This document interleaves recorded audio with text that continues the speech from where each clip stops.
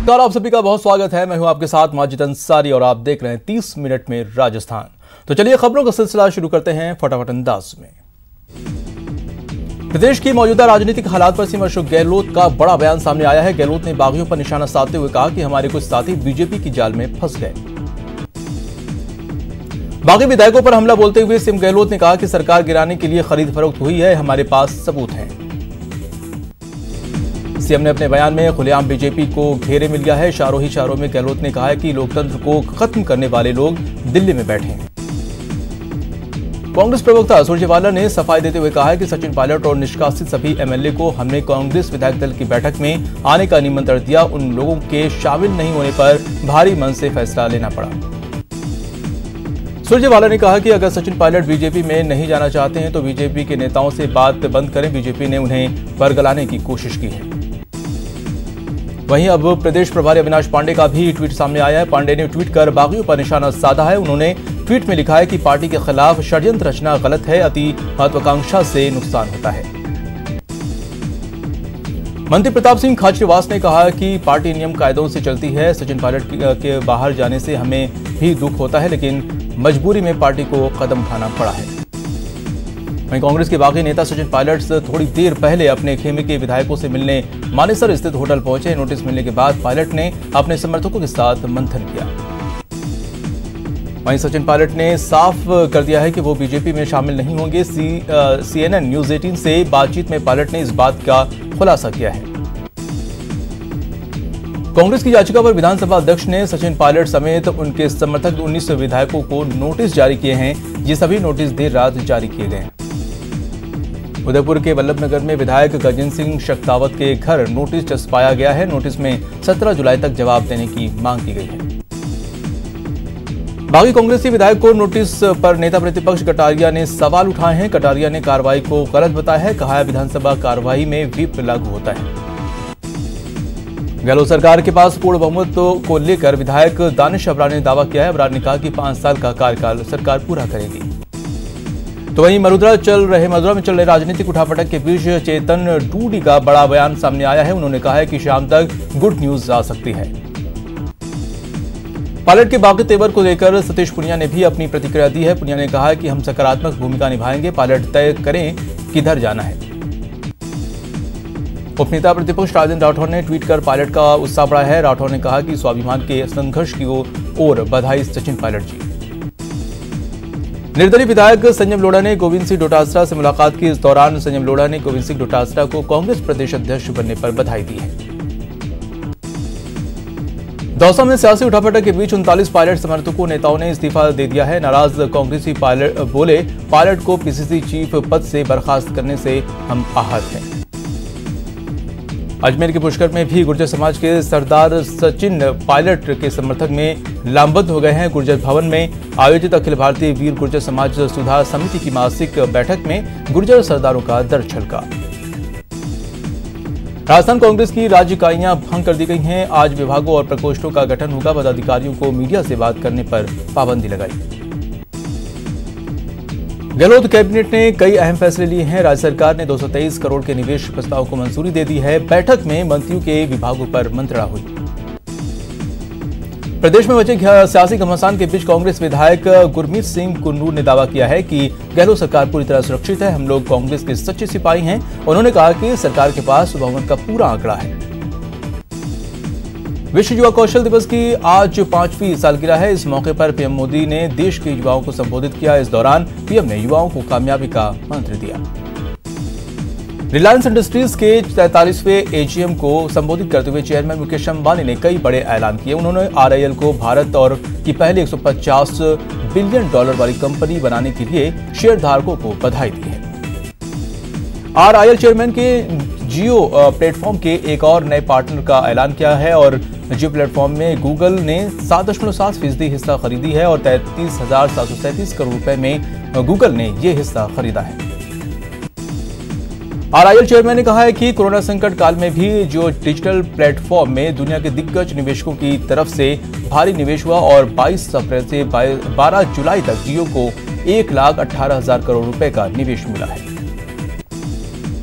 Chairman Mukesh Ambani ने जियो 5G solution का ऐलान किया है, जो भारत में वर्ल्ड क्लास 5G सर्विस प्रदान करेगा। उन्होंने बताया कि स्पेक्ट्रम की उपलब्धता के साथ ही इसका ट्रायल शुरू हो जाएगा।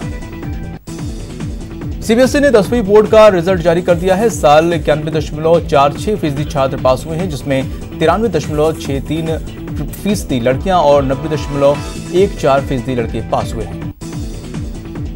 सीबीएसई रिजल्ट में जयपुर की छात्रा अनन्या सिंह सोलंकी ने बाजी मारी है। अनन्या को जो है कुल 600 अंक में से 598 अंक प्राप्त हुए हैं। अनन्या देश में 99.60% अंक के साथ दूसरे स्थान पर रही हैं। जयपुर के कार्तिक लड्ढा ने बाजी मारते हुए 99.17% अंक प्राप्त कर कार्तिक ने राजस्थान में दूसरा स्थान हासिल किया है।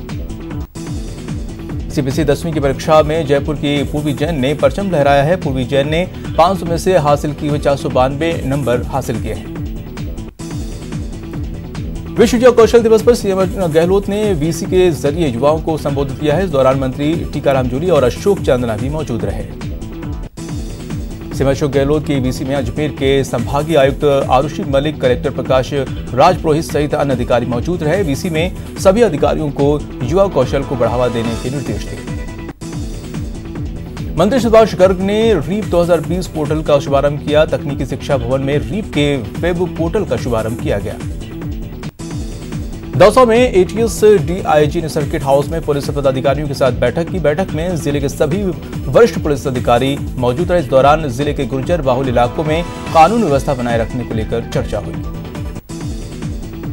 देश में अब तक 9,36,181 लोग कोरोना से संक्रमित हो चुके हैं। इनमें से 24,309 लोगों की मौत हो चुकी है, जबकि 5,92,000 लोग ठीक भी हुए हैं। देश में लगातार तीसरे दिन 28,000 से ज्यादा कोरोना वायरस के मामले दर्ज किए गए हैं। ये दुनिया में आज अमेरिका और ब्राजील के बाद एक दिन में सबसे ज्यादा मामले हैं। पिछले 24 घंटे में कोरोना वायरस के 29,429 नए मामले सामने आए हैं, जबकि 582 मौतें हुई।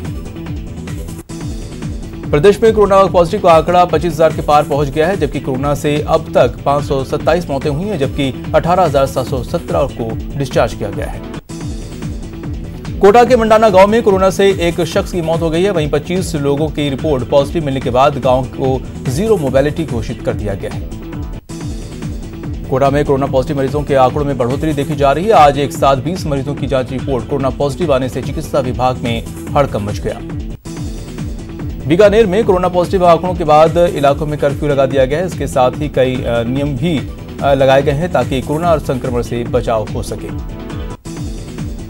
बीकानेर में कोरोना का संकट लगातार बढ़ता जा रहा है। यहां मरीजों का आंकड़ा 1062 तक पहुंच गया है। कोटा में कोविड-19 का संक्रमण लगातार लोगों में फैलता जा रहा है। यहां अब तक 877 लोग कोरोना से संक्रमित हो चुके हैं। संक्रमण को नियंत्रित करने के लिए जिला प्रशासन ने इलाकों में कर्फ्यू लगा दिया है। बीकानेर में कोरोना का संकट लगातार बढ़ता जा रहा है। यहां मरीजों का आंकड़ा 1062 तक पहुंच गया है। अलवर के प्राथमिक स्नातक केंद्र में इन दिनों खांसी जुकाम के मरीज बढ़ गए हैं, जिससे लोगों में कोरोना का खौफ और बढ़ गया है। कोटा में चिकित्सा विभाग की ओर से मंडाना गांव में रैपिड रिस्पांस टीम को भेजा गया है। टीम ने 70 ग्रामीणों के कोरोना जांच के लिए सैंपल लिए।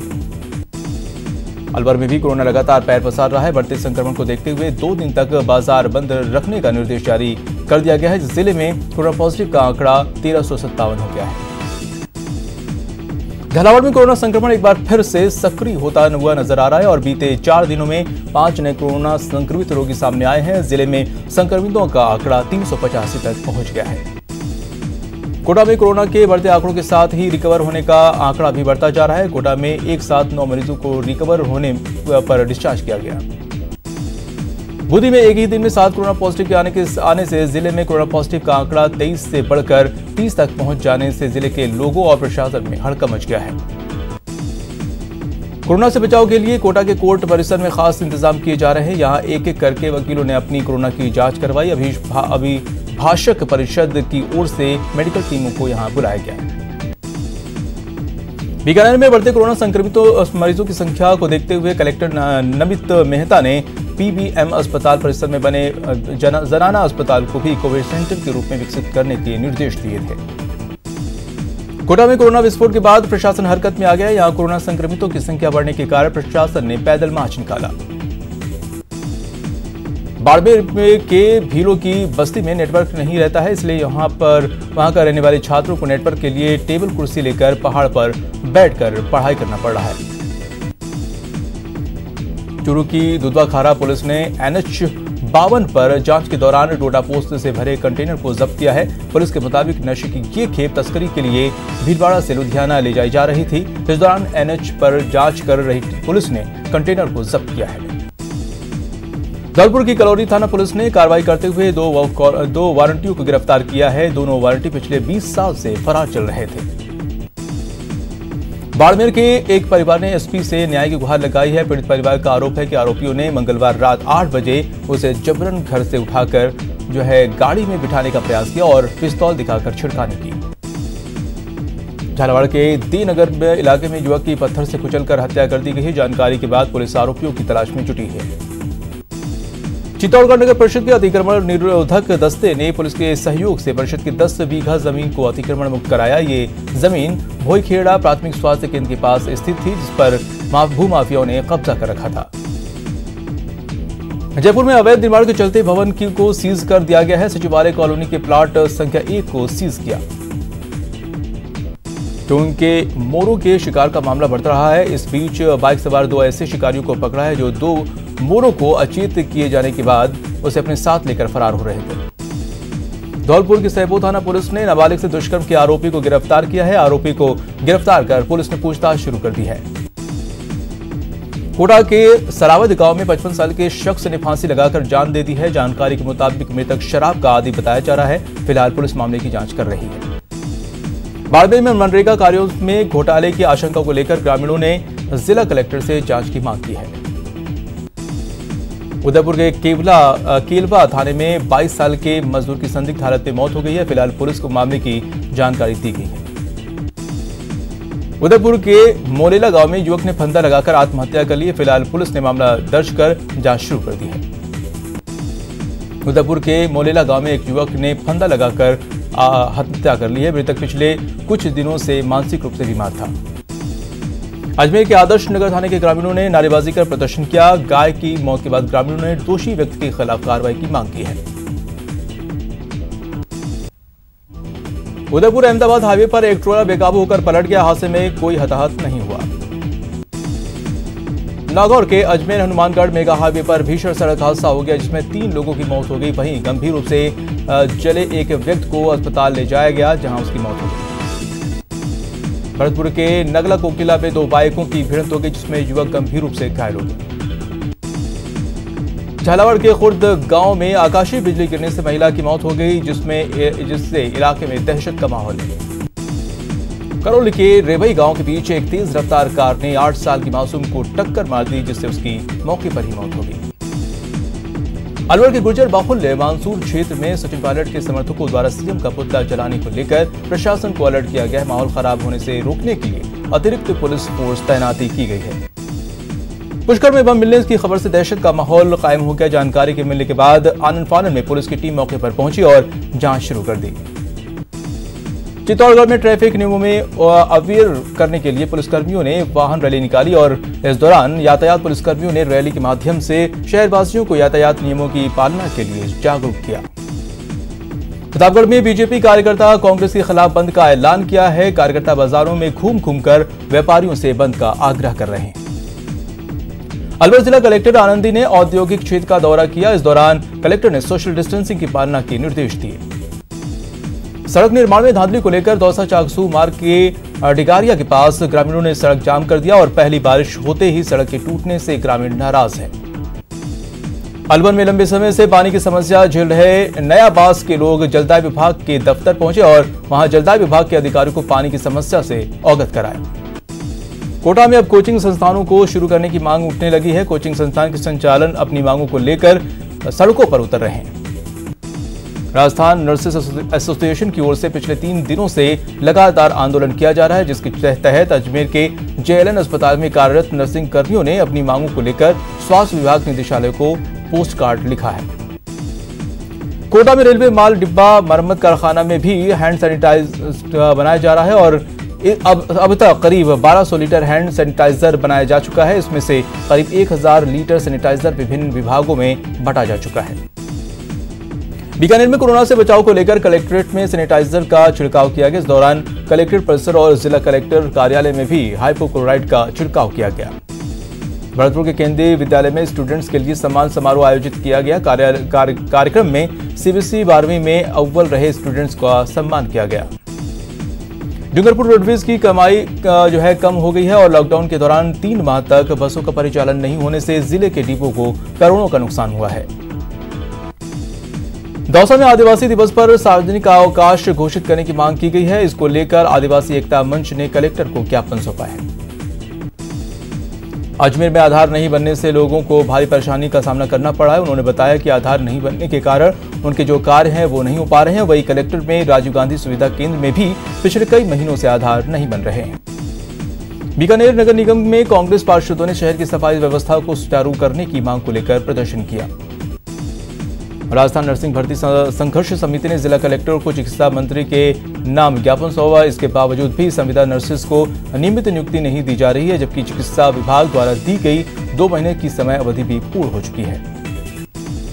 संशोधित मोटर व्हीकल एक्ट को लेकर उदयपुर में पुलिस थोड़ी सख्त नजर आने लगी है।